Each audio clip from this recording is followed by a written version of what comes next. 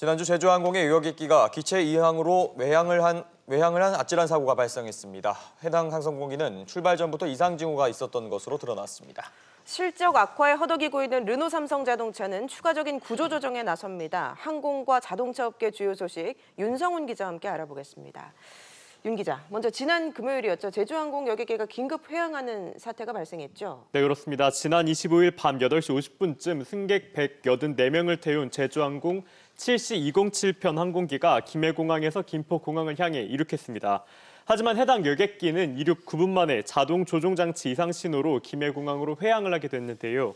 비상 착륙 가능성 경고까지 나오면서 승객들은 착륙 전까지 공중에서 30여 분 넘게 두려움에 떨어야 했습니다. 다행히 이륙한 지 44분 만에 여객기는 김해공항에 무사히 착륙하면서 상황이 종료됐습니다.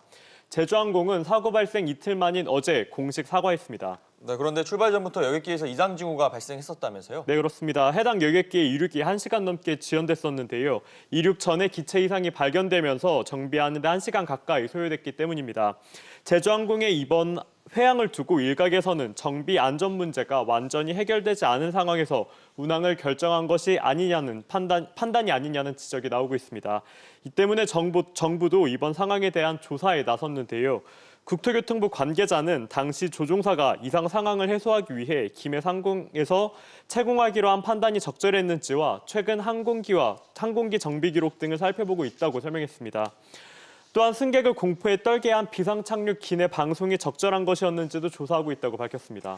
알겠습니다. 자동차 업계 소식도 보겠습니다. 르노 삼성이 희망퇴직과 인력 재배치를 추진해 왔는데 추가적인 구조조정을 추진할 계획이라고요? 네, 그렇습니다. 노조 관계자에 따르면 사측은 지난 17일 노조 간부를 대상으로 내년도 경영 계획안을 발표했습니다. 여기에서 사측은 노조의 3가지 구조조정 방안을 제시했는데요. 1안은 이번 달부터 적용하고 있는 시간당 생산 물량을 45대로 유지하되 조합원들의 연차 30일을 소진하도록 하는 방안입니다.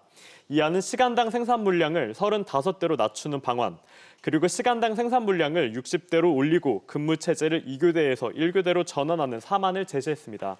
네, 르노 삼성은 희망퇴직도 계속해서 받고 있죠? 네, 그렇습니다. 르노 삼성 측은 지난달 27일까지 희망퇴직 신청 접수를 받았습니다. 신청자가 수십 명에 그치는 등 희망퇴직자 수가 예상보다 크게 못 미친 것으로 전해졌는데요.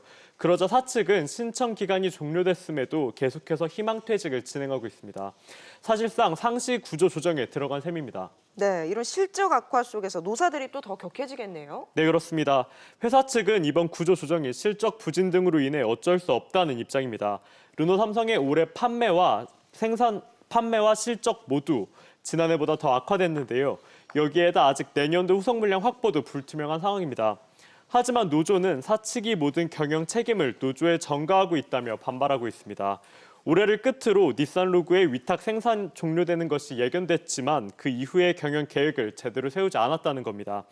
노조는 일단 시간당 생산 물량 조정 중단을 요청한 법원의 가처분 신청 결과를 본 뒤 향후 투쟁 방향을 정할 방침입니다. 알겠습니다. 윤 기자 얘기 잘 들었습니다.